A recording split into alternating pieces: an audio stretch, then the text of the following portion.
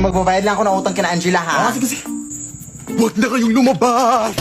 Bakit po? May vampira ng gumagambala dito sa ating barangay. Sila ay naninipsip ng dugo. Ha? Ay! Nanipsip din ba sila ng pigsate? Ang tagal lang kasi ng pigsa ko dito sa paa. Ayaw mag-heal. Ay, pwede naman siguro. Magpa-extra service ka na lang. Ay, hindi! Sila ay delikado. Ayun na, sige po. Saan ka ba kasi pupunta? Magbabayad sana ng utang, te. Ay, ako na. Ako na magbabayad dito. Da. Hoy, bayad mo yan kina Angela, ha? Oo. Tawagan mo lang ako pag may nakita kang vampira. Sino yon? May vampira na! Oh, yeah! Sarap yung gila!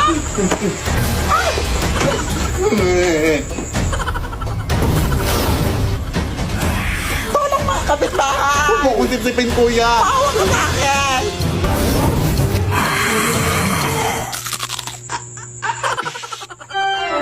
Kuya, anak!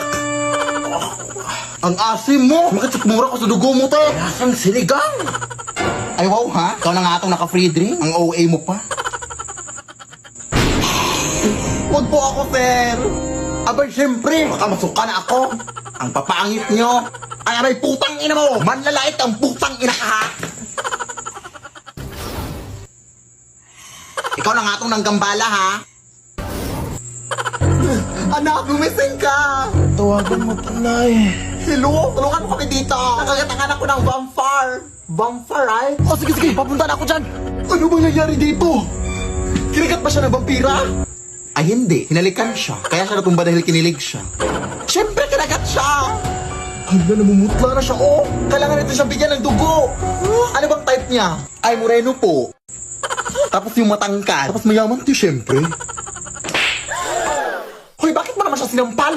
Ang landi eh. Pet peeve ko kasi yung mga malalandi. Kailangan talaga ng dugo. Saan ba malapit ang hospital dito? Malayo pa eh. Ay, wait. May dinuguan dito, oh. Baka pwede na to. Ha? Adik ka man, oy. So, okay lang yan, oy. Favorite naman niya yan. Hoy! Ang sarap ng tulog mo dyan, ah. Ano si Angela, nak? Akala ko ngayon ka na mababayad ng utang mo. Ha? Akala ko binayad. Lah, ang bilis. Vampire di ata yun.